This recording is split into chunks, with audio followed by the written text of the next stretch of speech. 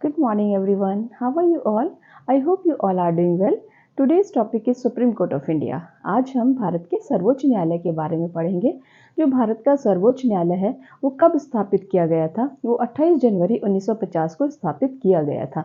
This date is mention here कि जो भारत का Supreme court of India is established on 28 Jan 1950 1950 में। And article 124 talks that how the जजेस of the supreme Court are appointed, कि उनका appointment कैसे होता है। इसका जो फर्स्ट क्लॉज है 124 का, ये कहता है कि there shall be a supreme court of India, कि भारत का एक सर्वोच्च न्यायालय होगा। और वो कहाँ पर है? वो दिल्ली में वो स्थापित है। तो भारत का एक सर्वोच्च न्यायालय होगा कंसिस्टिंग ऑफ सीजीआई, और उसमें अदर जजेस कौन कौन होंगे? सीजीआई होगा, एक जो भारत का चीफ जस्टिस ऑफ इंडिया जो है वो मुख्य न्यायाधीश वो होगा, एंड अदर 33 जजेस होंगे सुप्रीम कोर्ट में। तो अभी जो स्ट्रेंथ है सुप्रीम कोर्ट की वो कितनी है? 34। और इनका अपॉइंटमेंट जो है वो क्लॉज 2 में दिया गया है कि जो इनका अपॉइंटमेंट किसके द्वारा किया जाता है? हु अपॉइंट्स सुप्रीम कोर्ट जजेस? प्रेसिडेंट। कि जो इनका अपॉइंटमेंट है वो प्रेसिडेंट के द्वारा किया जाता है by warrant under his hand after consultation. किससे कंसल्ट करने के बाद? द जजेस of the supreme court and high court. उन जो जजेस ऑफ द सुप्रीम कोर्ट और हाई कोर्ट है उनसे कंसल्ट करने के बाद सुप्रीम कोर्ट के जजेस की क्या होती है? नियुक्ति होती है।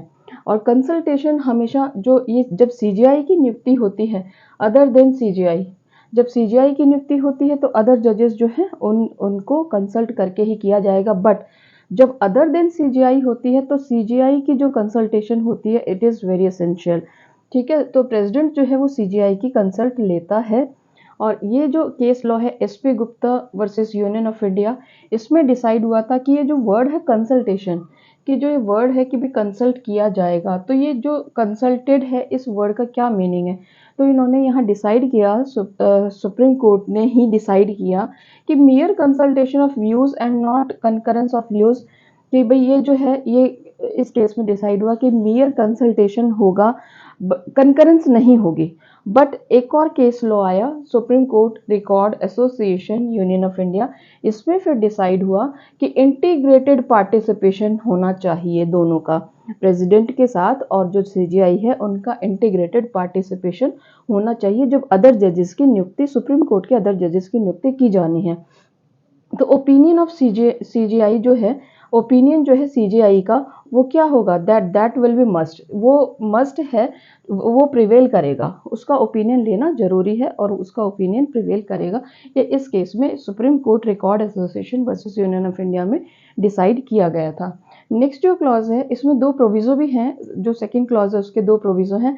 फर्स्ट प्रोविजो इन्होंने यहाँ बात की कि फर्स्ट प्रोविजो कि अगर दूसरे जजेस को अपॉइंट करना सीजीआई के अलावा, तो ये जो इसका फर्स्ट प्रोविजो है। और सेकंड प्रोविजो जो है वो इसके रेजिग्नेशन की बात करता है कि ये किसको रिज़ाइन करेगा, किसको एड्रेस करके रिज़ाइन करेगा।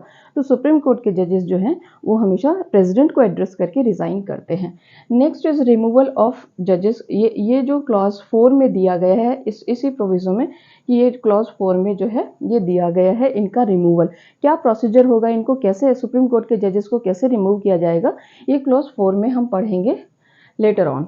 यस, नेक्स्ट जो है वो हमारा क्या है, ये इनकी जो एज है रिटायरमेंट की वो 65 ईयर्स है। इसी क्लॉज में सेकंड क्लॉज में ही इनकी जो रिटायरमेंट की एज है वो 65 ईयर्स है।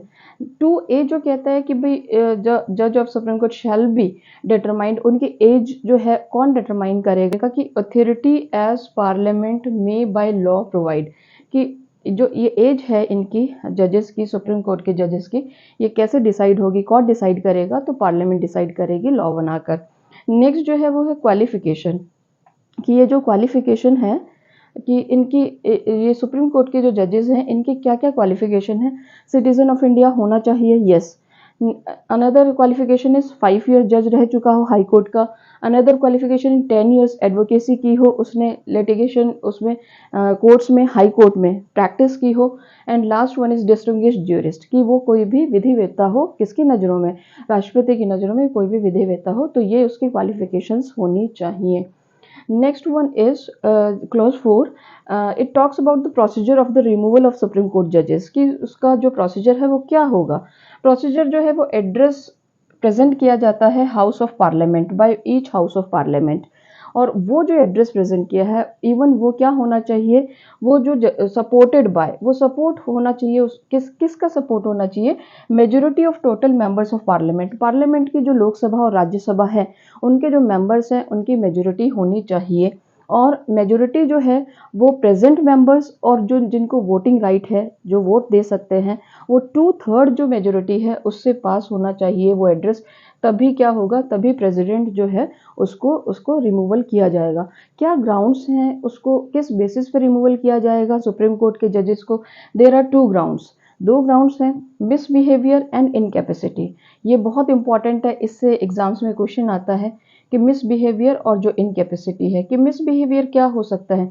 मिसबिहेवियर, इलीगली कोई वर्क किया है, इल विल से काम किया है, तो वो मिसबिहेवियर होगा। इनकैपेसिटी, इनकैपेबल हो गया है जज, या तो साउंड माइंड नहीं है, या कोई और इनकैपेसिटी हो गई है जिससे वो अब सुप्रीम कोर्ट का जज नहीं रह सकता है। 6th क्लॉज कहता है ओथ। ओथ किसके सामने लेगा सुप्रीम कोर्ट का जज? प्रेसिडेंट के सामने वो ओथ लेता है।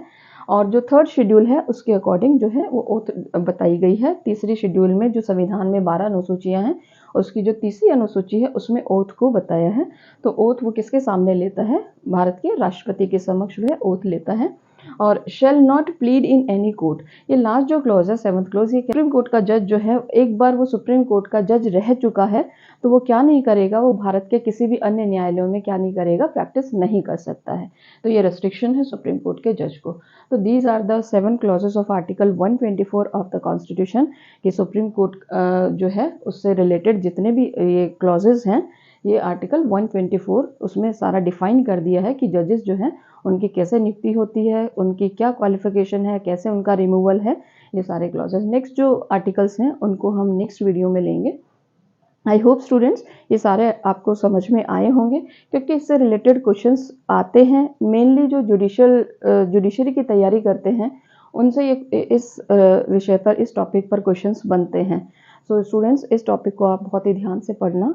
आई hope you understood all this clauses. Thank you students, bye.